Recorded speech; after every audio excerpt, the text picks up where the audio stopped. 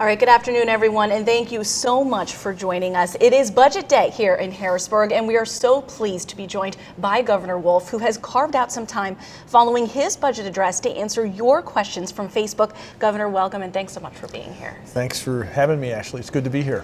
Absolutely. Well, we're going to get to those questions in just a moment. But first, Governor, you delivered your second annual budget address on the House floor this morning. And for anyone who may have missed it, can you just talk briefly about what is included in this budget? Sure. A budget address is normally a time to lay out the proposals you have to move the state forward. But overarching this whole process are two real contrasting visions for Pennsylvania. One is a budget that actually balances, that we actually pay for the things we want to invest in. Another is where we play games and say we're actually raising the money, but we're not. And that route is very quickly going to lead us down a bad road of higher property taxes, of schools that close down, classrooms that just explode in terms of size, laid off educators. The one that I'm proposing is that we actually be honest with our budgeting. And I'm the messenger here. I'm just saying, our budgets have not been balanced. And it's not just me. The rating agencies, Standard & Poor's, Fitch, Moody's, the independent fiscal office says that we're looking at a huge budget deficit if we don't do anything different than what we've been doing, because all the things we've done to move things down, kick the can down the road, so to speak, comes due in this fiscal year. So today, I basically laid out that contrast. We can go down the road we've been going down, in which case we're hitting the train wreck within the next 12 months. And that means higher property taxes, it means closed schools, all the bad things that I talked about. Or we can actually agree for the first time in years that we're going to fund the budget that we propose, which is, by the way, what the Constitution says we should do. In which case, then we can invest in things we have to invest in. That's the choice we have. Higher property taxes, less schooling, fewer human services, or do at the state level what we should do, have a responsible budget that we actually pay for. And that's the contrast that I laid out today. And as a reminder, for those who are just joining us, Governor Wolf is holding a town hall right now, answering questions submitted by Pennsylvanians to his Facebook page about his 2016-2017 budget proposal. Now, we received a lot of questions, and we're going to try to get to as many as we can. And we're going to start off with John. He's from West Enola. And John says, we as citizens of this great Commonwealth have come to expect certain things from the legislature and governor. Exactly what do we need to do to get the budget passed on time, as we not only need but deserve? That's a great question, John. I've been asking that same question myself. I think there are two things. First of all, we've got to agree that we're going to get an honest budget, not a sham budget, not one that just says I'm going to pay my June payment in July, so therefore this fiscal year that ends in June, I have fewer expenditures. Well, you know, and I know you can't do that in your household, you can't do that in your business. So we got to have an honest budget that actually funds the things we want to invest in. I think then second, we need to get, in this particular case, I've worked really hard over the last year to get a budget that was agreed to by Republicans and Democrats in the Senate and the House. We had that. And the first part of that was the general appropriations part, which is the biggest part of the budget. That passed the Senate 43-7. It even passed the House. There are number of votes you have to take, and it didn't get to that final vote. So on a procedural issue, it didn't actually make it to my desk, but it passed. And so my suggestion would be, if you want this, tell the Republican leaders in the House to actually get it done. That's what's holding us up. We do have a democracy. We do have divided government. I need to acknowledge that. I do. This calls for compromise. I have compromised. But we need an honest budget that actually gets us what we agreed to across the finish line. Okay, we're going to move on to property taxes. This is Joe. Joe says that you were quoted in the Reading Eagle saying, relying on property taxes to fund something as fundamental as public education is not a good system. He wants to know, is there a better way to fund education by passing Senate Bill 76? Yeah, Senate Bill 76 basically eliminates the property tax, and in a lot of ways there's a lot of appeal there. My goal, though, is to say I'd like to have a 50-50 split. The biggest property tax bill you get comes from the school district in just about every municipality. So if we could actually have the state, and this would be, I think, a less of a lift than passing Senate Bill 76, if we could get the state just to take 50% of the share for public education. I mean, we're 45th in the country right now in terms of the state's percentage of funding public education. If we went up to a 50, just the middle of the pack in terms of the United States, we would have a huge reduction in the property tax. And I think that's what we ought to be aiming for. I think there ought to be some local control, and I think having a property tax allows us to put one more type of tax in the local arsenal of taxes, but the state has to stop abdicating its responsibility at the state level and say, we will be a real partner in funding public education, and that will do a whole lot to reduce property taxes. Moving on, this question comes from Linda from Souderton. She asks, how do we get an unmovable legislature to a position of compromise? She says that anyone who follows the politics of Harrisburg knows that you made concessions and had to deal with a Republican leadership.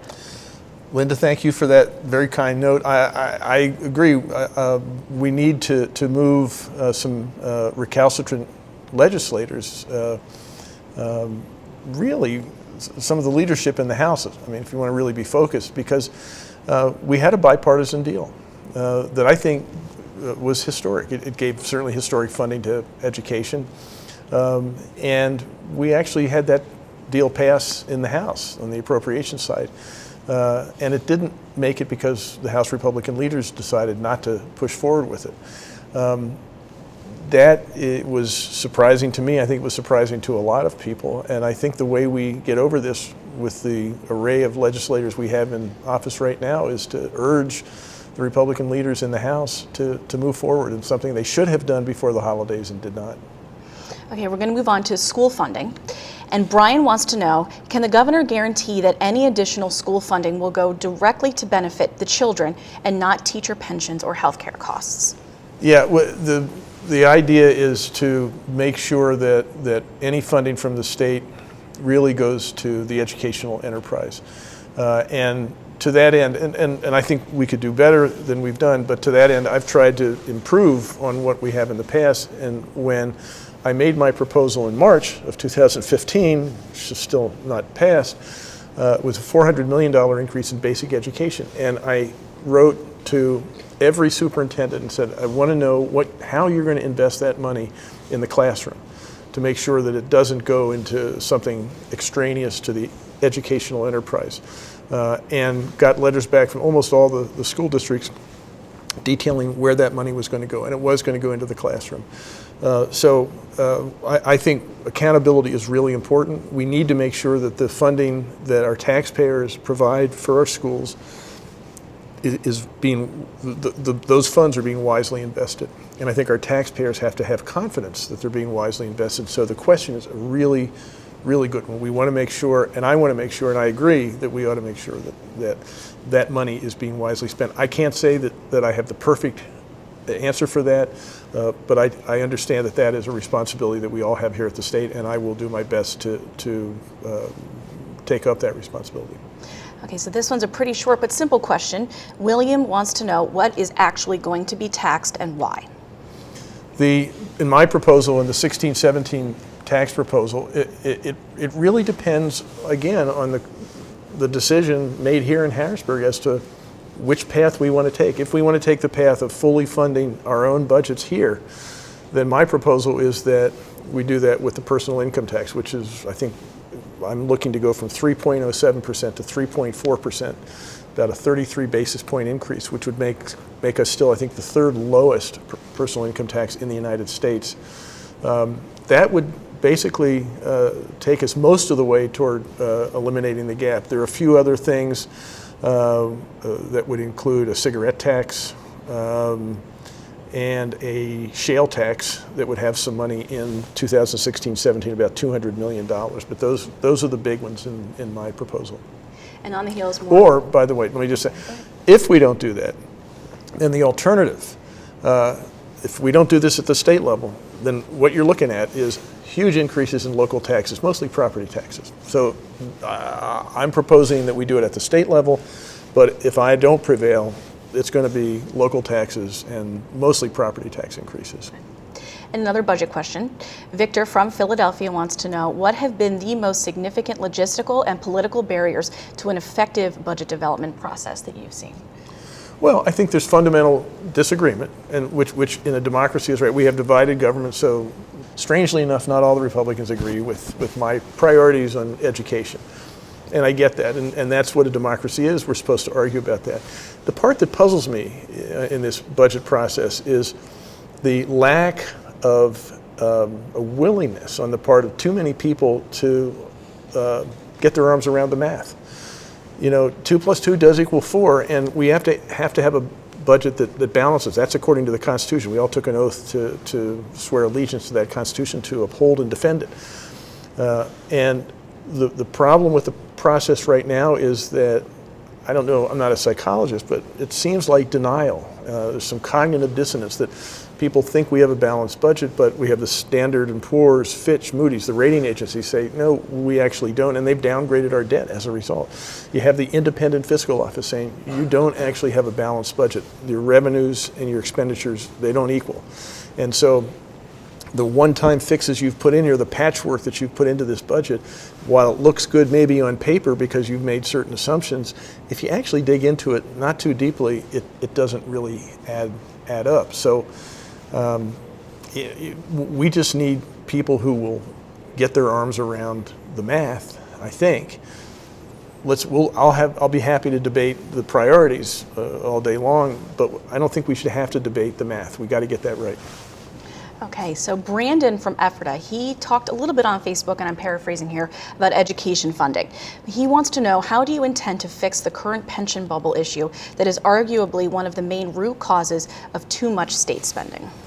Yeah, it's a good point. With all the baby boomers retiring, there is a big demand on our pension system, so that we've had huge increases over the last number of decades on pensions. Not at all helped by changes to the system back in the late 90s, early 2000s. In 2010, that was changed with Act 120 and a bipartisan agreement to actually rein in the pension system, and employees moving forward have a very different pension system than the ones who were employed before that. But you still have a lot of baby boomers in the old system who are retiring and who have claims on this pension system. So it's a big deal, and it was exacerbated, that problem, by the fact that for many years our government did not actually fully fund on an actuarial basis the pension system. So we now have this big hole. And my budget in 16-17 proposes to pay the bill.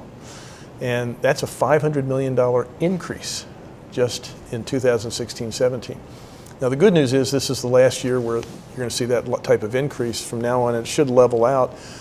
By the time you get to 2035, and I'm saying this right now just as a preview, whoever the governor is in the legislature in 2035, they will take full credit for the huge drop. Right now, if we have the current returns that we estimate, there'll be about a $4 billion annual drop in expenditures. So whoever is in charge at that point will take full credit for that, but really it's the baby boom generation moving through the system. And that's what's really going to take care of it. I think I agreed with the Republican Senate on pension reform, and that would affect employees moving forward, but it really wouldn't reduce the expense.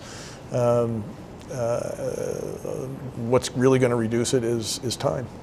Okay. All right, so we're going to talk a little bit about agriculture funding. Amy wants to know, as the state looks at the threat of the avian flu, why would you cut the budget for testing and research? Yeah, that's a great question. I support agricultural funding. I support doing what the state needs to do to address and try to fend off the challenge of the avian flu. But here's the problem. We don't have the money. As long as the legislature wants to continue to play games with the budget, there's no money there. I mean, I'd like to fund a lot of things, but we can't, honestly, because we don't have the money. We're already borrowing money just to keep the lights on. So there are programs, a lot of programs, including these, the agricultural funding. I mean, agriculture is our biggest industry by some accounts. I was a Peace Corps volunteer. I was an agricultural extension worker for 2 years in India. So I have a visceral appreciation for agriculture. I understand what it means for Pennsylvania's economy, and I understand that we need to invest in it. That and a number of other things we need to invest in. We need a budget that actually owns up to that and honestly addresses this and other problems by making sure that we have a budget that is fully funded and fairly funded. Okay, and Josh wants to know, what are your thoughts on the privatization of the wine and spirit stores? Well, I actually proposed a compromise for the budget, but ultimately was willing to go along with the compromise that came out of the Senate and the House for making the liquor system, bringing it into the 21st century. When I ran for office, I ran on, I think, and I agree with people who criticize the system for not being convenient. We need to improve customer convenience, we need to improve pricing, we need to do things, a number of things to make that system better. And I approve of those things and I agree with those things. Again, we have a democracy here, and I have to work with the Republicans in the House and the Senate to work through that. But I agreed with the Republicans in the Senate and the House as to what they wanted to see in their reform proposal. I agreed that I would sign that had it gotten to my desk. It never made it to my desk, but I'll keep trying. All right, so we're going to switch gears a little bit. We're going to talk about transportation funding. Tabitha wants to know, where is the gas tax money going, and how do you justify maintaining a level budget for transportation in the light of the horrific shape of Pennsylvania's infrastructure? Yeah, that's a great question, and thanks for asking that.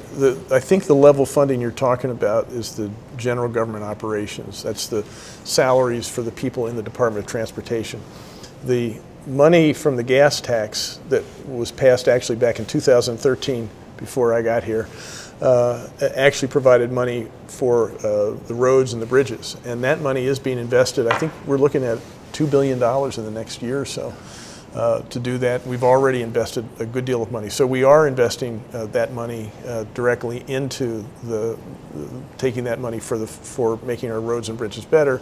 The budget items that she's looking at, actually my attempt to try to make sure that the people managing that process, that we're as streamlined and efficient as we can possibly be. Okay, and now we're going to talk a little bit about state universities. Matthew wants to know, what will you do to stop the rise in higher education costs that have increased at rates that far outstrip the inflation rate? Yeah, again, a fully funded budget. I think higher education is really, really important. As I said in my budget speech, a really important thing for a limited government like ours in a free market economy like ours. We shouldn't do a lot of things, but one of the things we should do is invest heavily in education, so that before kindergarten, through basic education, through higher education, Pennsylvania's citizens have access to affordable and relevant education at all levels throughout their lives. And so we need to do that. The answer is we need a responsible budget that actually has the money in to allow us to do that. Okay, and Tanya, on a different note, says, Governor Wolf, as a 4-H leader and a dairy farmer, I am asking, please reconsider not cutting funds from agricultural-related programs. Yeah, Tanya, right? Tanya, I couldn't agree more. I mean, agriculture is huge in Pennsylvania. It's a big part of Pennsylvania's economy, big part of Pennsylvania's life, families. It's just it's a centerpiece of Pennsylvania. And what we need in order to avoid cutting that and any other good programs that are out there, again, a responsible budget where we actually have the funds. We don't have the money because the budgets that I've been given so far don't have the funds. We have a choice to face here, and it's not just agriculture, it's education, it's human services, whatever your sweet spot is. We're not going to be able to afford those things if we don't have budgets that have revenues that are adequate to those expenditures. So I couldn't agree more with the things that we ought to be investing in with Tanya and others. Those are really important, not just good programs. I think objectively, they really make a difference for Pennsylvania. We need to have the funds, we need to have the revenues to cover the expenditures and the investments we want to make in programs like that. All right, this is going to be our last question because we are running short on time. This is from Wendy. And Wendy says, Governor Wolf, my husband and I have worked hard for many years to have a home that we love. Instead of getting easier as the years go, it's getting harder. We're in our 50s, but we have to work more than we ever have before. Our property taxes are climbing so high that I don't know how much longer we can keep up with them. It's tragic. It is absolutely tragic, and there are many stories like this in Pennsylvania. It's why I continue to be a strong supporter of property tax relief, but I also continue to be in that vein a big supporter of the states taking on a bigger share of funding for public education. That is the biggest chunk of the property tax increases that people around the state have felt. And I don't know the specific cases with Wendy, but I would imagine that if she looked at her tax bill, the property tax she's paying, the biggest chunk of that is the school tax. The reason property taxpayers in Pennsylvania pay so much in property taxes is because the state is paying so little. We are 45th in the United States in terms of the state percentage of funding for K through 12 public education. If we were at 50%, that would be billions and billions of dollars of cuts in property taxes. So I agree with Wendy. We need to get away from an education system that relies so heavily on the property tax and relieve property owners of that burden by making the state pay its fair share. And the way we do that is making sure the state has the resources it needs to invest in public education. Okay, all right. Well, Governor, we've covered a lot of ground today. And unfortunately, like I said, we are out of time, or running close to being out of time. But to close up, could you sum a little bit, one final time, why this budget comes at such a crucial time for Pennsylvanians? Yeah, there are a lot of reasons why every governor will say every budget's a crucial one. But this one actually is. 16-17, the fiscal year that starts July 1st and goes till June 30th of 2017, we are facing a train wreck. Standard & Poor's, Fitch's, Moody's, the Independent Fiscal Office, our budget office, whoever you want to talk to says we have about a $2 billion deficit, a gap between what we raise and what we propose to expend. And in 2016-17, most of what we're proposing to spend actually is stuff that we've inherited from the past or formulas that just exist. For example, I already mentioned $500 million is basically what we owe in pensions. And if you put it off, you're gonna have to pay it down the road. So but there are a lot of things like that, $800 million in human services, most of which are just based on formulas or based on things that we didn't pay for in the past and now the bills come due. So we are facing a train wreck now. You know, maybe in the past you could get by with some one-time fixes and some patches and some Band-Aids, but we're now at a point where if we don't address this problem honestly and responsibly, one of two things is going to happen. Well, if we don't address it responsibly, surely what's going to happen is we're going to have big increases in local taxes, mostly property taxes. We're going to see human services and education. There are only two places you can cut in the general fund at the state level, education and human services. They're both going to get just devastated. And we are going to have teachers laid off, increased sizes of classrooms. Or we can actually do the responsible thing at the state level and fund education, or do our share of funding for education at the state level, have the revenues we need to balance our budget, and make sure that we don't have a $2 billion hole. If we do that, I think we have a bright future. If we don't, we're going down the drain. And I think we need to stand up for that, because if we don't do it now, there won't be a tomorrow. Now's the time to do it, because now is when the bills are coming due. Okay. All right, well, Governor Wolf, thank you so much for taking the time to sit down with us today. We know it's been a very busy day for you. And thank you so much for watching our Budget Day Facebook Town Hall. To learn more about Governor Wolf's budget proposal, don't forget to follow him on Facebook and Twitter. Thanks, Ashley. Thank you very much.